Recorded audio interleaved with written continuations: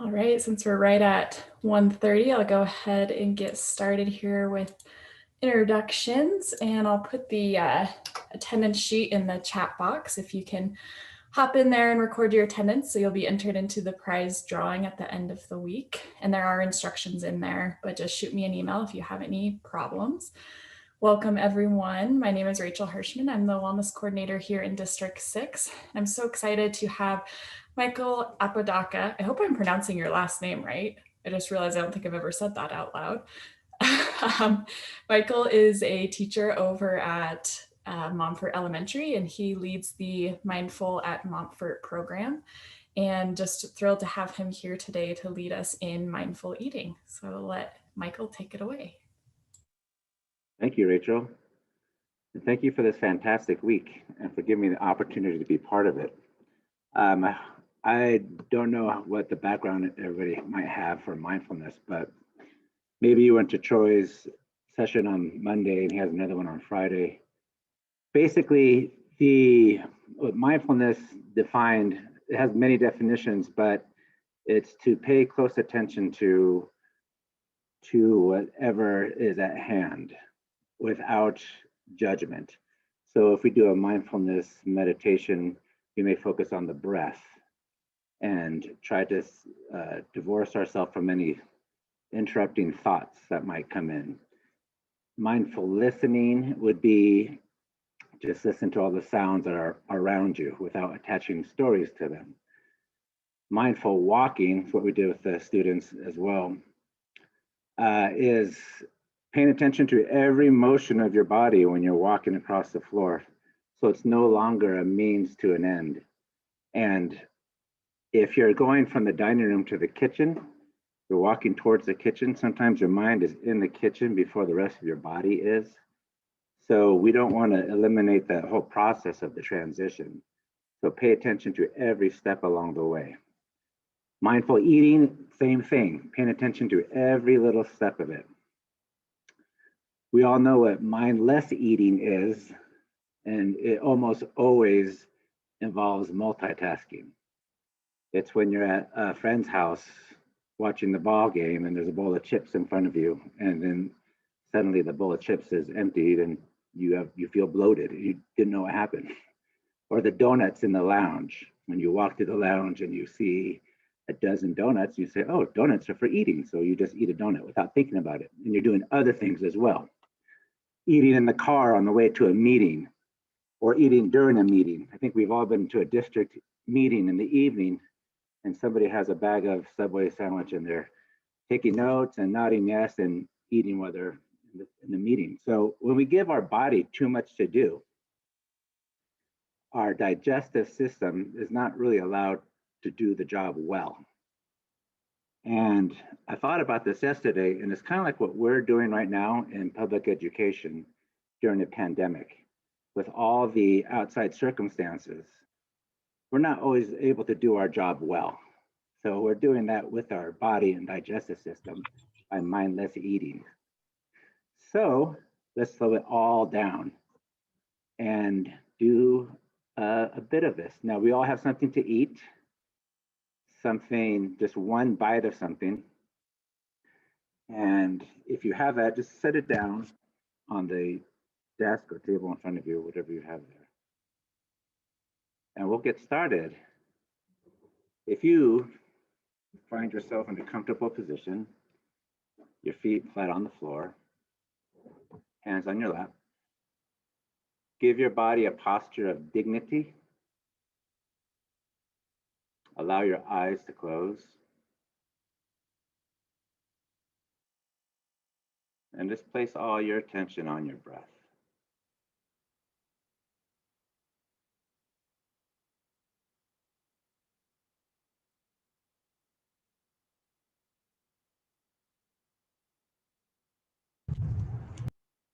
So we are inviting stillness into our entire body.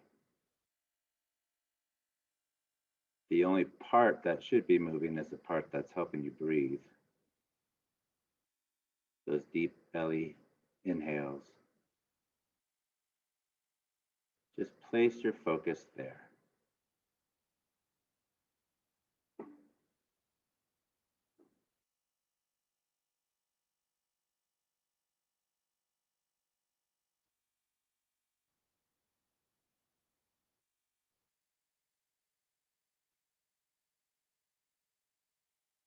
If a thought should enter your mind, as thoughts do, simply notice it and then let it go. Return to your breath.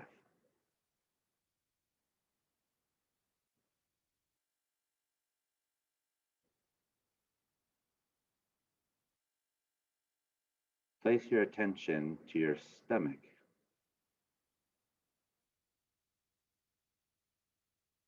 You may have a feeling of contentment as far as your hunger, or you may feel a need to eat something, or you may be full. You maybe just finished lunch. Notice what you feel.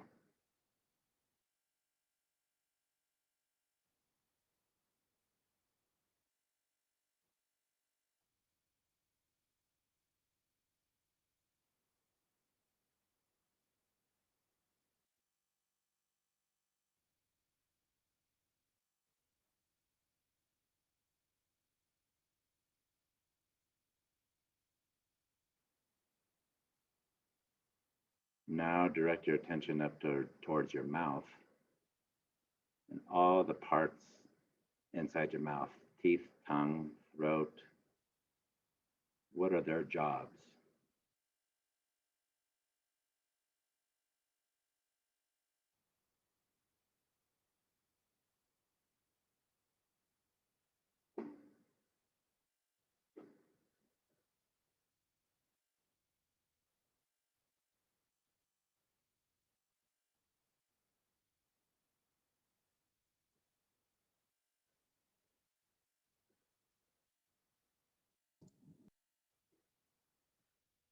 Now, you can look at the food that you brought, or if you're pretty confident you know what it looks like, you could just keep your eyes closed. You have a choice.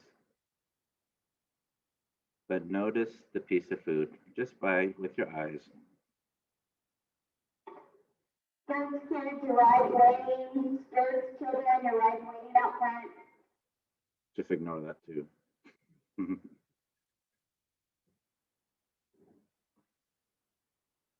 Now notice the size of the food you brought. Notice the color, the texture from the surface.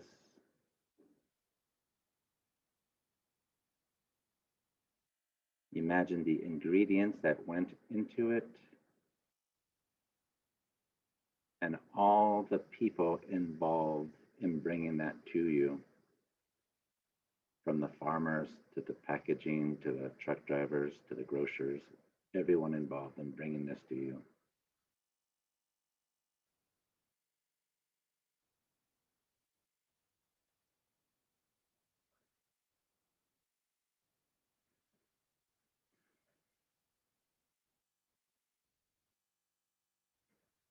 Go ahead and pick it up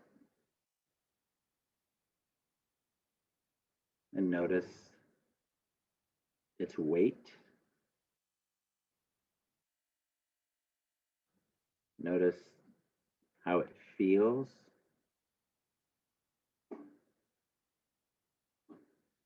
Would it crumble if you squeezed it? Would it bend?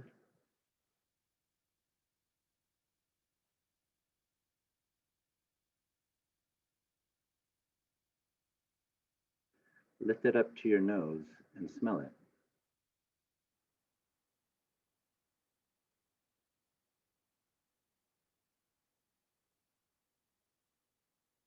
Is your stomach and your taste buds triggered and now anticipating the taste of it? Notice how your body responds to its scent.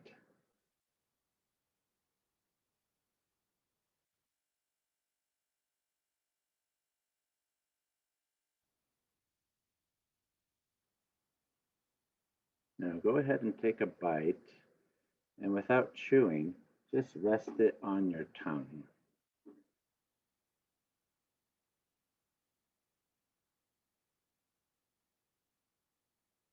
And as it sits on your tongue, feel your taste buds activating. Feel the flavor seeping from it. Is it changing shape?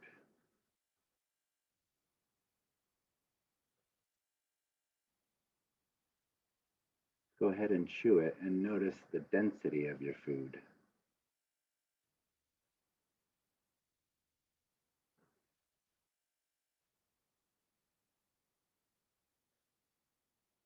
And chew it more than you have to without swallowing.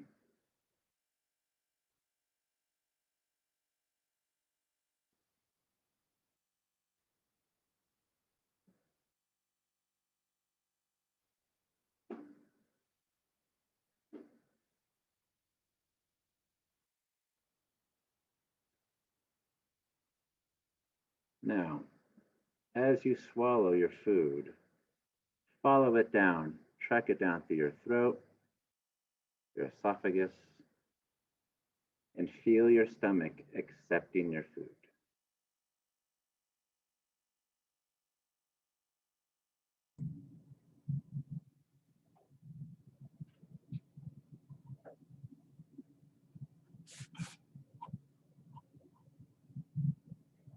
Feel your stomach beginning to break it down, going to work for you.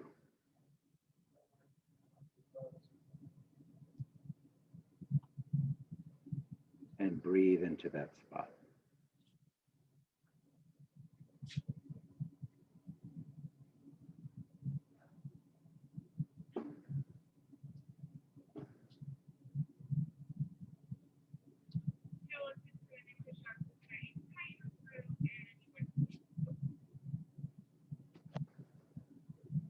I'm going to leave you with 3 cycles of breath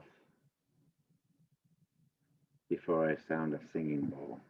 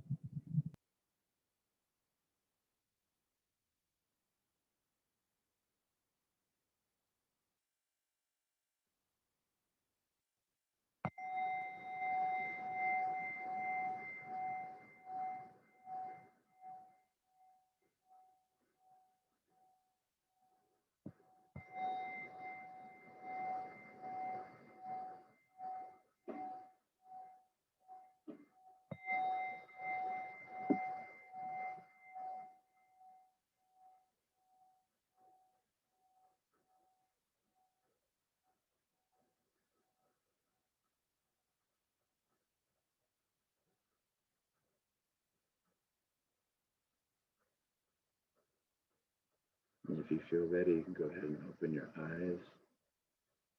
Introduce some movement to maybe wiggle your fingers or wiggle your toes. And you can finish whatever food you may have remaining there.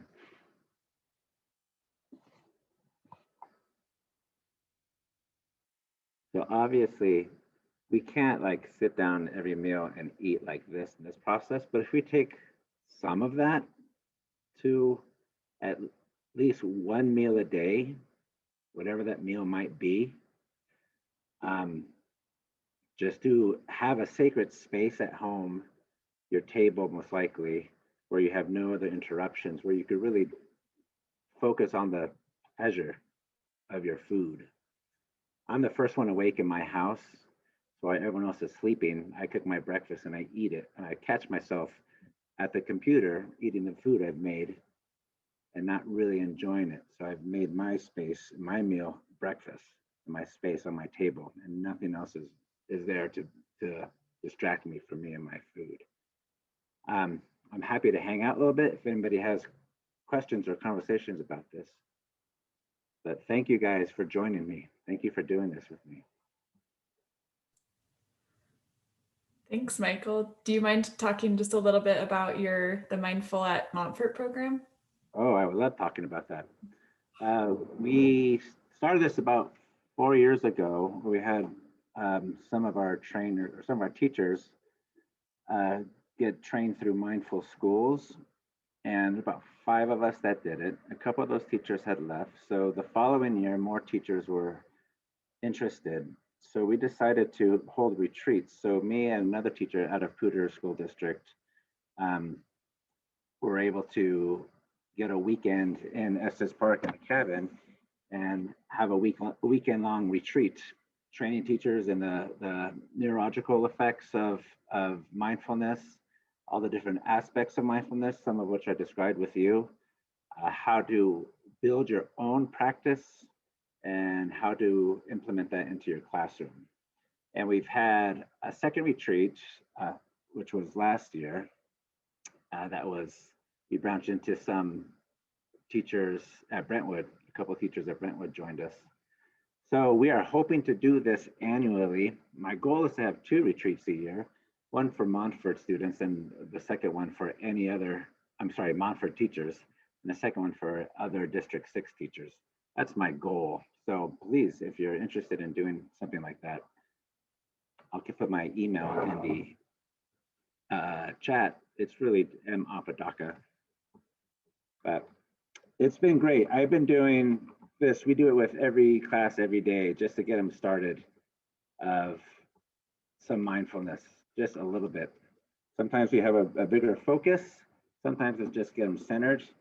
You know, you have these classes that walk into my music room and they're walking in with this cloud of angst over them, and just to back up and to sit down and just clear everything out really helps.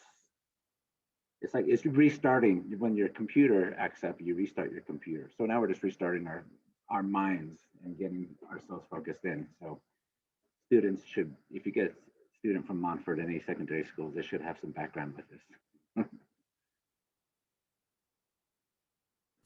That's great. Thanks for sharing. Does anyone have any questions or ideas, things that have worked for them? Feel free to unmute. We had this one technically going till 1:50, so we get a couple extra minutes. If anyone wants to jump in and share their ideas, love to hear it. Or you can put it in the chat box as well.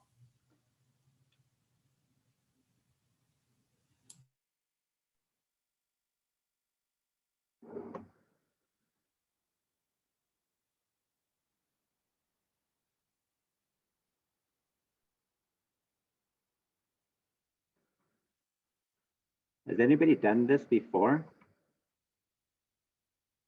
with the mindful eating? I have done that before, and I remember it was one of my first nutrition classes at grad school. Our professor and dietitian led us through the same practice, and it was a good way to start nutrition. Awesome. Couple comments in the chat box. Dan says, Michael, you have a very soothing voice. Thanks. Oh, thanks, Dan. And Claudia says, it is nice to just sit here and be mindful. And there were a lot of thank yous before that as well. People appreciating you sharing with them. Well, thank you guys, because I'm glad there's enough interest in something like this to have us all get together. Thank you guys. And I think Christina said she liked the idea of choosing a meal to be focusing on being mindful at a specific meal. Mm-hmm. I did this with students over when we were doing remote, and it seemed to be better when they're in their home and they have their own food, opposed to me passing out food. Of course, when they came back with their food, they were already chewing it, so I had to go over a few steps before we got started. We had to back up a few times. Let's see, Brittany said, I did this in a psychology class in college with a raisin. I'm not a fan of raisins, but it was a very interesting experience. Thanks so much for today. Allison said, I agree, you should do a relaxation or how to fall asleep session, Michael. That's a compliment. And then Miranda asked, are only teachers invited to the retreats? As of now, yes. But if I mean, I don't know what position do you have in mind? Well, I happen to know that Miranda is an area supervisor in nutrition services. Oh gosh. No, I can't say. I can't turn it down to other people. Yeah, if you want to come. If you're not a teacher, you could still come. the idea, we focus a lot on like just the student aspect of it, of like them picking up on our energy. And but the basics is like developing our own practice. So if you're interested in developing your own practice, you would definitely benefit